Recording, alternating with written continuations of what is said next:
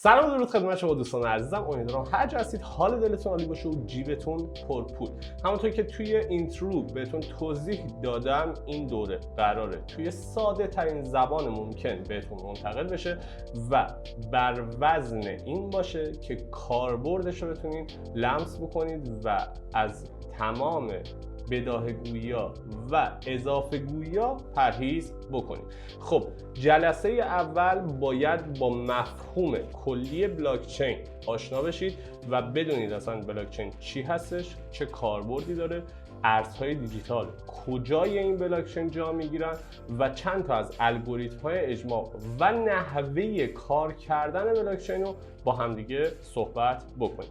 خب بچه‌ها، من میخوام با یه مثال این بازی رو واسهتون شروع بکنم. همونطور که میدونید توی سیستم‌های مرکزی یعنی سنترال یا همون شیوه سنتی که ما کار میکنیم، قاعدتا یه سری شرکت‌ها هستن که افرادی رو استخدام میکنن و این افراد میرن توی اون شرکت‌ها شروع میکنن به فعالیت کردن و بسته به این فعالیت اون شرکت رشد پیدا میکنه، افزایش پیدا میکنه ممبراش و در نهایت باعث میشه که هم اون شرکت رشد پیدا کنه، هم افرادی که داخل شبکه هستن حقوقشون افزایش پیدا کنه نسبت به اون کارایی که دارن انجام میدن و در نهایت چرخ اون سیستم سنتیه به چرخه. حالا بلاکچین که ما تمام تمرکز و حرفمون روی غیر متمرکز کار کردن این سیستم هستش، میاد تمام این سیستمی که با هم دیگه صحبت کردیم و همون شکل و پیاده سازیش میکنه به صورت غیر متمرکز. حالا این غیر متمرکز به چه معنی؟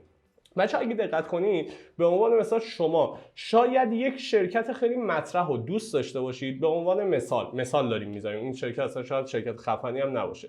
به عنوان مثال مثلا دوست داری توی شرکت بنز کار بکنی، ولی اتفاقی که میفته، خب واسه این که داخل شرکت بنز کار بکنی باید یه سری ارتباطات داشته باشی، باید یه سری دانش و مهارت داشته باشی، باید یه سری فیلترها، یه سری تحصیلات آکادمیک رو بگذرونی و در نهایت توی یه سری شرکت‌های کوچیک‌تر عضو بشی، کارتو شناسایی بکنن.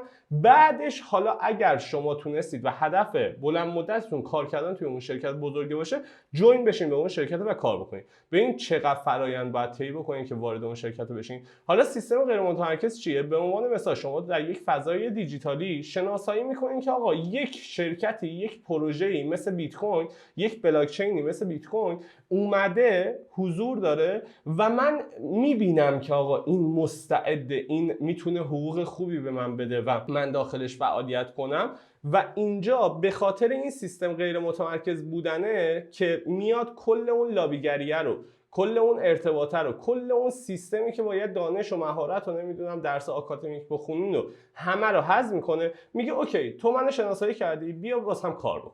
اوکی، پس الان اتفاقی که میفته داخل بلاکچین، من متوجه شدم که همون سیستم سنتیم هست، یه سری آدم میان داخلش برای اینکه این پروژه، این شرکته، ببینید داریم با زبون ساده میخوام فقط بهتون منتقل کنم، چون خود مفهوم بلاکچین بچه‌ها هم درس داره هم تحصیلات باید بگذرونید. اگر بخواید دقیق بشیم و پروژه لانچ کنیم بیایم بالا، توی قسمتی که ما میخوایم کار بکنیم خود شناسایی پروژه مستعد هستش که بفهمیم آقا کدوم پروژه میتونه گین بهتری بهمون بده، میخوایم روش سرمایه‌گذاری کنیم. پس قضیه هامون فرق میکنه، ولی دانش رو باید حداقل داشته باشیم کجا دارین سرمایه‌گذاری میکنیم و تمام مطالبی که داریم بهتون منتقل میکنم از این بود هستش. خب برمیگردیم به مطلب اصلیمون. یه سری افراد هستن که میخوان برن یه جای کار کنن. بلاکچین بیت کوین میگه آقا من اوکی ام، شما به عنوان هر فردی میتونید بیاید داخل شبکه من کار بکنید. حالا این کار کردنه به چه وظیفه‌ای هستش؟ بچه‌ها خب همونطور که میدونید یه سری شرکت‌ها هستن که یه قسمتی از این شبکه رو گرفتن. من یه ذره این اول داستان سختمه بخوام اینو توضیح بدم، چون شاید از یه سری اصطلاحات بخوام استفاده کنم که متوجه نباشیم، ولی تا پایان قضیه که برین کاملا متوجه میشین که راجع به چه موضوعی دارم صحبت میکنم. ببینید این شرکتی که وجود داره، من سهیل بخشی‌پور میگم آقا من میخوام بیام داخل شبکت مثلا کار بکنم. اولین اصطلاحی که باید یاد بگیرین این هستش که به من چی میگن؟ میگن نود. بچه‌ها این اصطلاح رو یادتون باشه.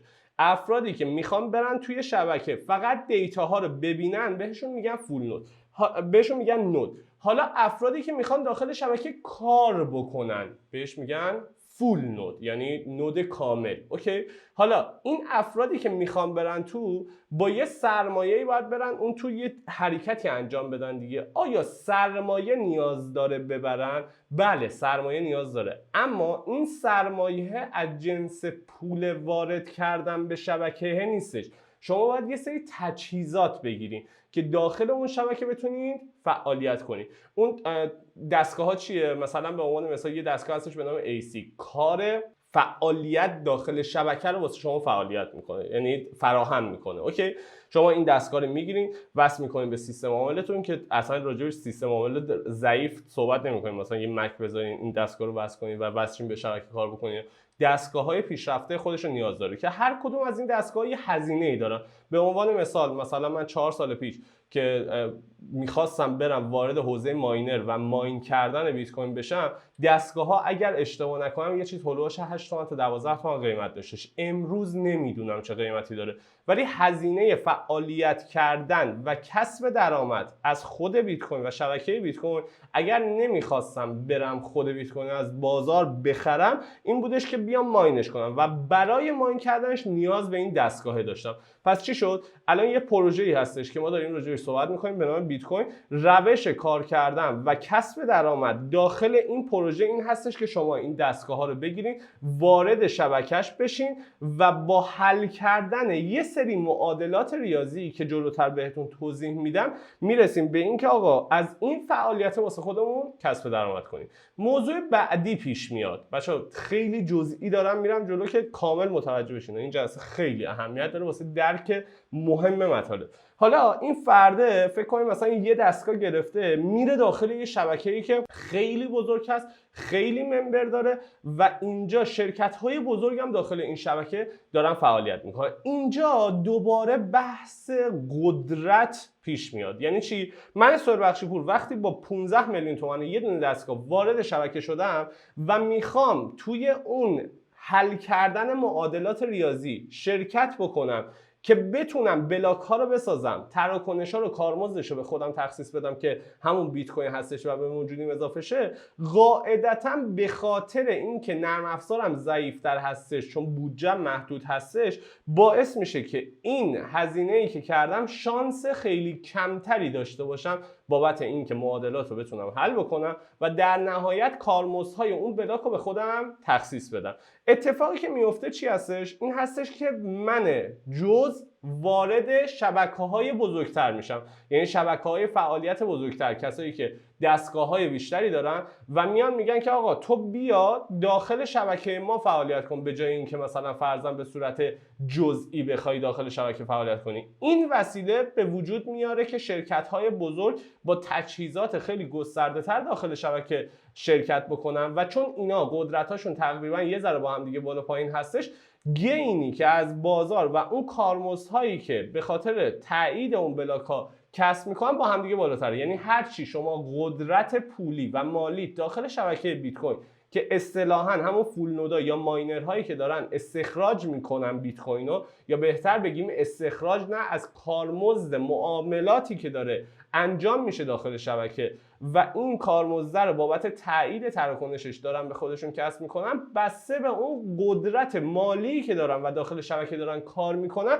بالا پایین میشه. یعنی اگر یک شرکت به عنوان مثال 200 تا دستگاه داشته باشه نسبت به یک شرکتی که 100 تا دستگاه داشته باشه شانس بیشتری برای تایید تراکنش‌ها داره. خب الان پس فهمیدم یه سری گروه هستن داخل شبکه دارن فعالیت میکنن توسط یه سری ابزارات، یه سری تجهیزات داخل شبکه فعالیت میکنن که این تجهیزات باعث میشه که هم امنیت شبکه رو ساپورت بکنن، هم این که اون تراکنش هایی که ما توی بازارهای ثانویه یا پری مارکت ها داریم انجام میدیم، به اصطلاحی مثلا فرضاً داخل صرافی ها داریم خرید و فروشمون رو انجام میدیم، این تراکنش ها توسط این افراد صادر میشه و تایید میشه و بخشی که کارمزد شما پرداخت میکنین به حساب اون اشخاصی که دارن فعالیت میکنن وارد میشه. خب من الان متوجه شدم یه سری نود هستن که میتونن فقط دیتا ها رو ببینن، یه سری فول نود هستن یا همون ماینرها که دارن فعالیت میکنن داخل شبکه و دارن تراکنش ها رو تایید میکنن.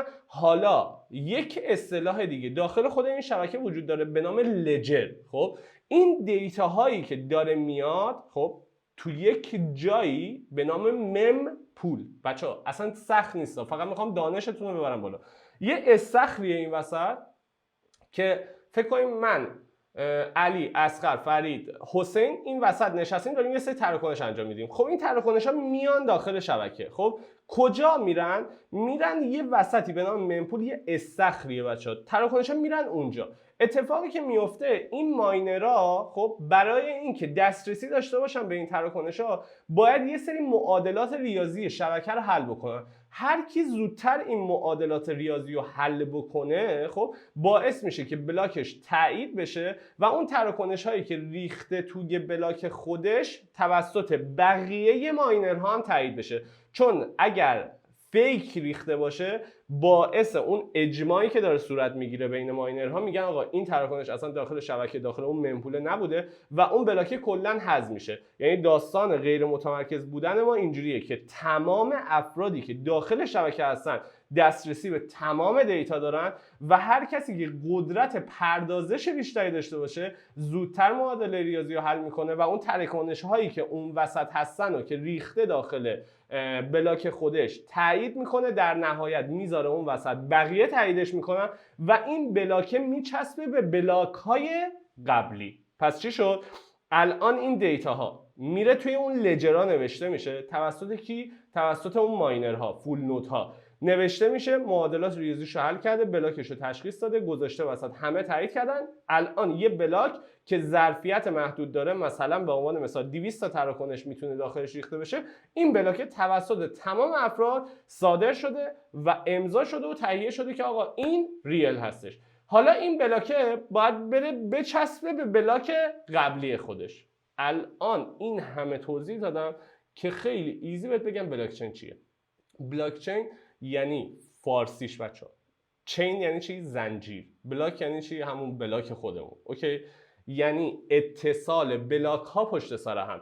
این ماینرها توی اون لجرها می‌نویسن، می‌ریزن دیتا رو توی بلاک خودشون و اتفاقی که میفته هی این بلاک چین ها میچسبن، یعنی این بلاک ها میچسبن به هم دیگه، تشکیل یک بلاک چین یا یک شبکه بلاک چینی رو میدن. خیلی جالب شد دیگه. الان یه سری دیتا میاد توی یه ممپولی، توی یه استخری، یه سری آدم هستن که دارن تمام تراکنش ها رو رصد میکنن، هیچ تراکنش فیکی نمیتونه این وسط اتفاق بیفته و در نهایت بعد از تایید همگانی این بلاک میچسبه به بلاک‌های قبلی و این زنجیره شروع میکنه به تکمیل شدن. حالا اتفاقی که میفته، چرا اینا نمیتونن تقلب کنن؟ چون همدیگر رو نمیشناسن. یعنی قسمت جذاب داستان اینجاست که افرادی که داخل شبکه دارن کار میکنن هیچ دسترسی به همدیگه ندارن که بخوان با همدیگه تبانی بکنن و بگن بیا مثلا فلان تراکنشی که فیک هست رو تایید کنیم.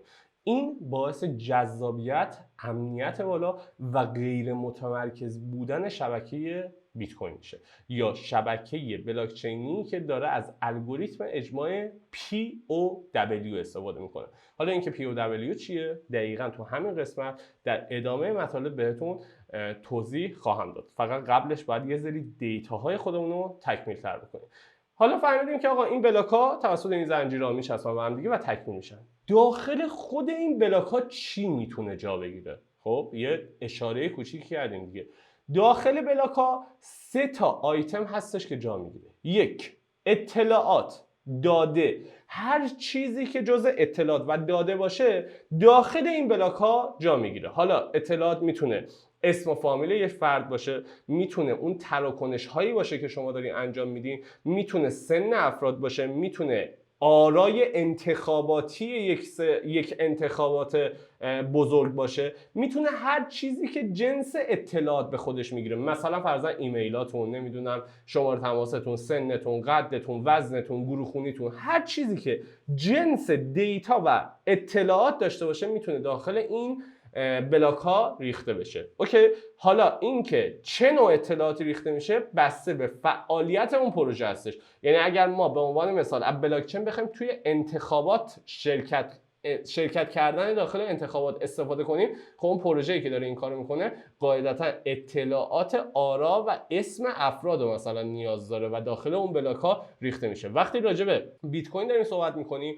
خب قاعدتا اطلاعات و دیتایی که راجع به داخل اون بلاک ها داره ریخته میشه تراکنش هایی هستش که تایید و تکذیب میشه. پس اولین آیتم اون بلاک ها میشه اطلاعات که خیلی اهمیت داره. دومین آیتم اون چیه؟ بهش میگیم هش. اوکی، حالا هش چیه بچه‌ها؟ هش یه تابع ریاضیه. تابع ریاضی به چه معنیه؟ یعنی این اصلا هیچ ربطی به بلاک چین و اطلاعاتی که داریم کار میکنیم نداره. هش یه چیزه، یه تابع ریاضی که از گذشته بوده. حالا به چه معنی هستش؟ یه اطلاعات رمزگذاری شده هست که توسط افرادی که اطلاعات رو از قبل دارن و بدون اینکه دیگران متوجه بشن میسازه. یعنی چی؟ به عنوان مثال من میگم که آقا من با حسین داخل یک گروه 100 نفره هستیم. میخوام واسهتون مطلب رو باز کنم که کامل متوجه شین. من و حسین داخل یک گروه 100 نفره هستیم، بدون اینکه بقیه افراد متوجه بشن میخوایم یه رمزی رو داخل گروه بذاریم که فقط من و حسین متوجه بشیم. به عنوان مثلا اون رمزه چیه؟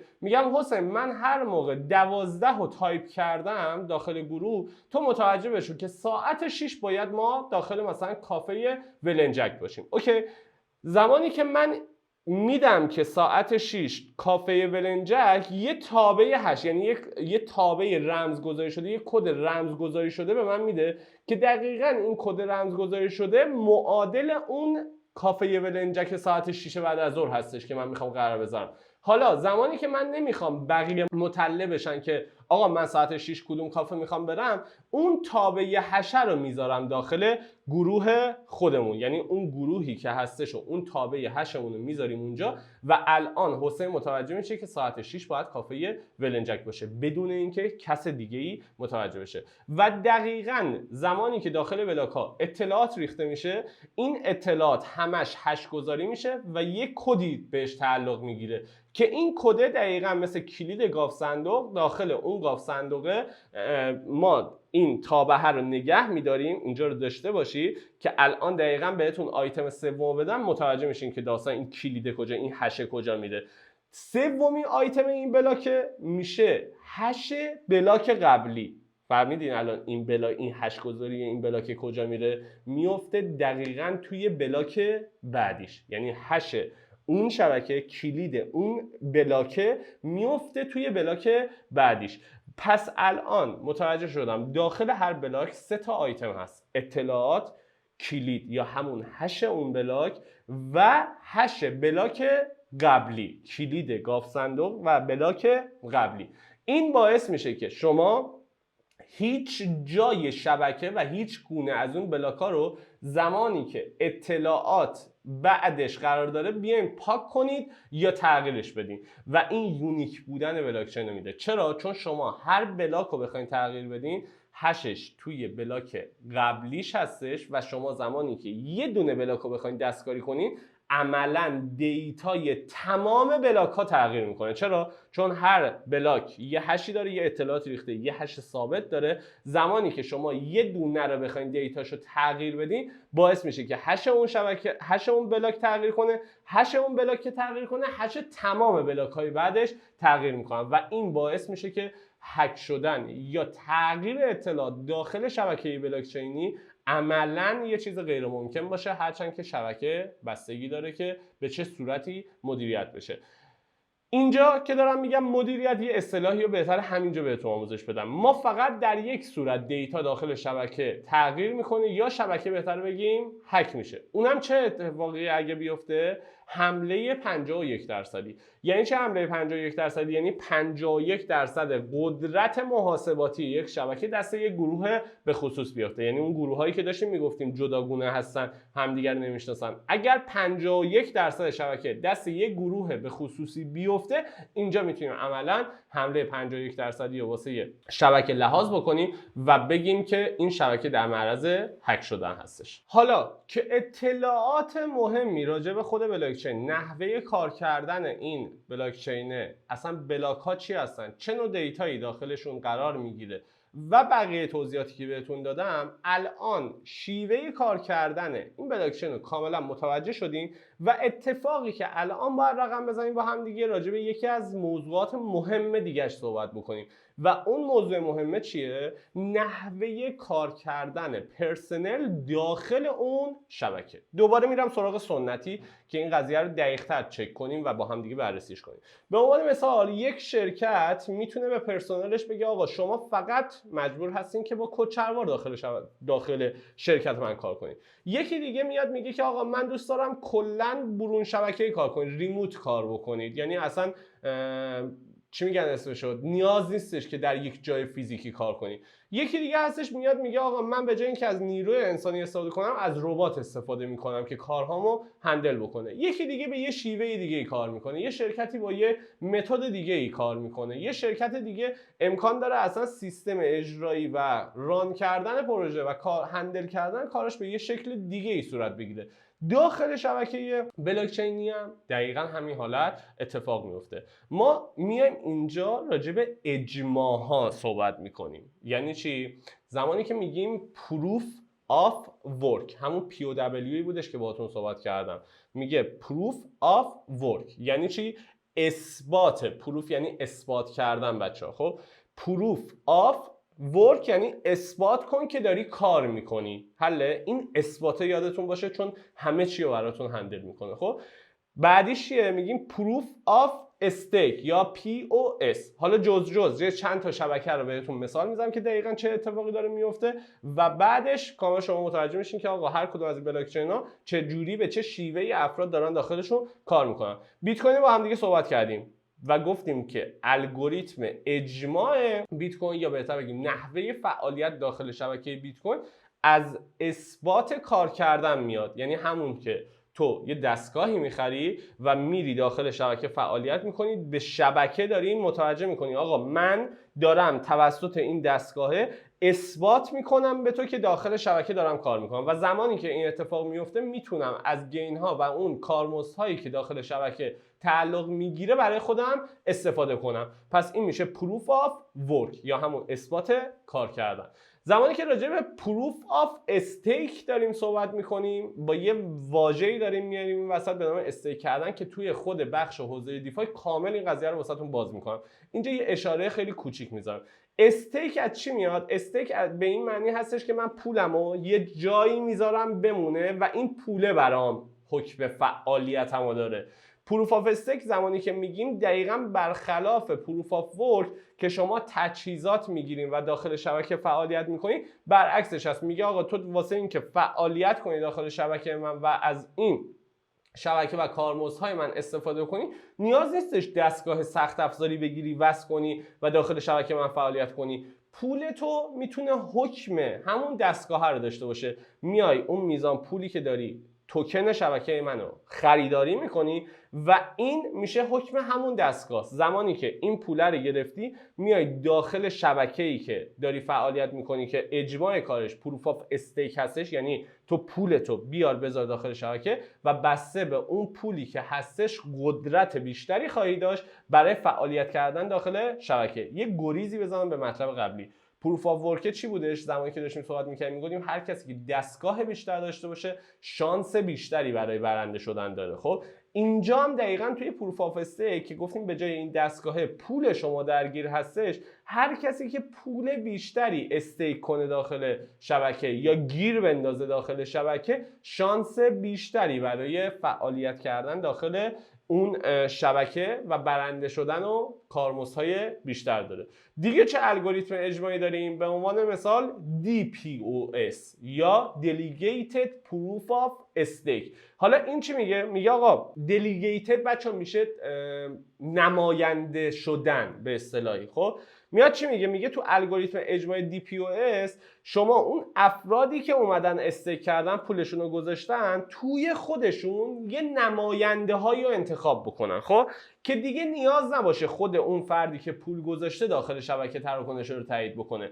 افراد مثلا به عنوان مثال سهیل، اصغر، نبی، نمیدونم اکرم، اکبر، اینا اومدن هر کدوم 100 میلیون گذاشتن، خب شدن استیکرهای اون شبکه. حالا به جای اینکه دیگه اینا خودشون فعالیت کنن یه نماینده از خودشون انتخاب میکنن، میگن سهیل تو بشو نماینده ما، همون delegated ما که این فرد میاد میشه سردسته، این افرادی که پول آوردن همشون پولشون رو میذارن این وسط، این فرد میره تنها داخل شبکه فعالیت میکنه و حالا هر گینی که کسب میکنه تقسیم میکنه به تمام این افراد. طبعا اون فردی که دلیگیتد هست یا اون اصلی هستش گین بیشتری میگیره، خب کار بیشتری داره انجام میده دیگه. این میشه یک شیوه دیگه کار کردن. یا به اصطلاحی ما الگوریتم های اجماع دیگه هم داریم، مثلا POA Proof of Authority یا مثلا POT Proof of Time. حالا هر کدوم از اینا یه تعریف مستقلی داره. مثلا Proof of Time یعنی اثبات کن که داری طبق یک زمانی فعالیت میکنی، اوکی؟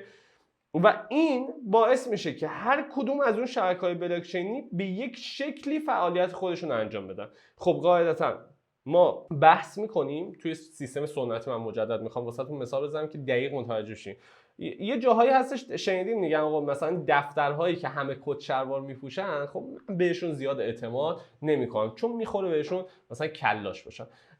افرادی که مثلا با شلوارک مثلا داخل آفیسشون دارن میچرخن یه فیدبکی به شما میدن. هر کسی خب که داخل یک شبکه یک شرکتی داره فعالیت میکنه با اون تم و اون نحوه کار کردنش یه چیزی رو داره به مخاطباش میفهمونه، یعنی یه مزیتی داره، یه معایبی داره. شبکه‌های بلاکچینی هم دقیقاً زمانی که دارن از یه سری الگوریتم‌های اجماع استفاده میکنن یه سری معایب و مزیت‌ها وجود داره. به عنوان مثال الگوریتم POW که پروف آف ورک هستش طبعاً از نظر زمانی خیلی کند هستش. چرا؟ چون میگه که آقا من یه تراکنش میاد این وسط، تمام افرادی که اینجا هستن باید این تراکنش رو تایید کنن که هستش. خب حالا خب زمان میبره دیگه. فکر کنیم مثلا یه جایی که 5 نفر دارن یه چیزی رو تایید میکنن با یه جایی که مثلا 500 نفر دارن تایید میکنن، قاعدتاً زمان تایید شدن اون موضوع خیلی فرق داره. خب POW علاوه بر این که غیر متمرکزتر هستش، امنیتش خیلی بالاتر هستش، یعنی مزیتایی که داره، از اونور کنتر هستش. اگه دقت کنید مثلا شبکه بیت کوین شما بخواید یه انتقالی جابجایی انجام بدین یه زمان طولانی تری نسبت به اتریومی که مثلا POS هستش زمان خرج میشه که این اتفاق بیفته. خب اون یه سری معایب داره، یه سری مزیت داره. به عنوان مثال دلیگیتد پروف آف استیک چون دلیگیت داره میکنه این وسط، یعنی مثلا ما استیکر هایی که هستن به عنوان مثال 500 نفر هستن ولی 10 نفر فقط دلیگیتد هستش، یعنی هر کدوم از اون گروه های 50 نفری شده یه نماینده فرستاده وسط. خب قاعدتا 10 نفر زمانی که میخوان یه چیزی رو تایید بکنن زمان خیلی سریعتری میتونن این کار رو انجام بدن و این میشه جزء مزیتش. ولی از اون ور قدرت غیر متمرکز بودن شبکه کمتر میشه. اونجا دیگه 500 نفر نیستن، 10 نفر هستن و جایی که تعداد پایین تر باشه خب طبعا هماهنگی بیشتر میتونه صورت بگیره، توانی بیشتر میتونه صورت بگیره و این میشه جزء معایبی که اون شبکه‌ها دارن. حالا هر کدوم از این شبکه‌ها اینجوری نیستش که انتخاب بکنه فاندره که آقا من میخوام یه شبکه‌ای بسازم که سرعت بالاتری داشته باشه یا مثلا امنیت بالاتری داشته باشه. بسته به اون حوزه کاری که انتخاب میکنن این قضیه چنج پیدا میکنه. یعنی چی؟ یه جایی هستش حوزه فعالیت اون بلاکچین قرار درگاه پرداخت باشه، یعنی پرداخت ها باید صورت بگیره. خب اینجا طبعا زمانی که داره پرداخت ها صورت میگیره سرعت تراکنش یعنی تایید تراکنش خیلی برای من اهمیت داره. پس این شبکه مجبور هستش که از الگوریتم اجماع POS یا DPoS یا چیزهایی که سرعت تراکنش و شبکش بالا هستش استفاده کنه. یعنی اینجا میاد امنیت و غیر متمرکز بودن و خب فدای مقیاس پذیری یا سرعت شبکه میکنه. میگه آقا من سرعت بالاتر میخوام و از اون ور مقیاس پذیری و از اون ور تمرکز یا غیر متمرکز بودنمو کمتر میکنم. اوکی، ولی از اون ور مثلا بیت کوین میگه آقا امنیت و غیر متمرکز بودن برای من از سرعت و مقیاس پذیری خیلی اولویتش بیشتره. اینجا الگوریتم میره سمت POW. حالا برمیگردیم به اینجا که اصلا اون زمانی که POW یا بیت کوین به عنوان اولین کریپتوکارنسی ساخته شده بود اصلا POS یا DPoS یا POA وجود نداشته. توی این بسته زمانی هر چی که اومدیم جلوتر، چون حوزه‌های فعالیت بیشتری به وجود اومد و افراد بیشتری با دانش مختلف اومدن نیازهای مختلفی رو بررسی کنن و حلش بکنن، این الگوریتم‌های اجماع به وجود اومد. پس من الان توی این قسمت تمام الگوریتم‌های اجماعی که نیاز داشتم و نحوه فهمیدنش و کار کردن باهاشونم که نیاز داشتم الان متوجه شدم. حالا بعد از این که تمام موضوعاتی که لازم هستش راجع به بلاکچین، راجع به الگوریتم‌های اجماع بلاکچین و تمام چیزهایی که ابتدایی هستن و توی مسیر این که فاندامنتال کریپتو رو دقیقاً یاد بگیریم و متوجه بشین اصلا این بازار چجوری داره کار میکنه، ما یاد گرفتیم.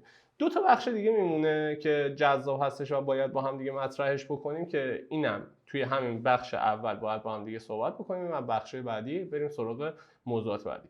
بخش اول اینه که کاربرد بلاکچین کجا هستش و کجاها میتونیم ازش استفاده کنیم. بچه‌ها کاربرد بلاکچین دقیقاً من مثال شبیه سازی شده شو که شما هم بتونید درکش بکنید، دقیقاً مثل اینترنت هستش. یعنی ما توی قسمت وب 3 آموزش خواهیم دید که وب 3 با وب 2 و وب 1 چه فرقی داشته و بلاکچین هم من بخوام بهتون توضیح بدم دقیقاً مثل اینترنت هستش که زمانی که وارد شد تمام کسب و کارهای سنتی یه جورایی حداقل نسخه اینترنتی خودشونو لانچ کردن، یا اینکه تماما یه سری پروژه به وجود اومدن که اصلا کارشون کلا اینترنتی بودش و اصلا نسخه چی میگه اسمش سنتی واسهشون وجود نداشت. به عنوان مثل اسنپ. خب اسنپ قبل از اینکه بیاد درست شبیه سازی مثلا فرضاً آژانس های تاکسی و این داستانا بودش، ولی خب قبل شیوه سنتی خودش نداشت که بگیم آقا اسنپ یه شرکت سنتی بودش و بعدش اومد حالت دیجیتالیش رو لانچ کردش. با توسعه اینترنت و همون وب 2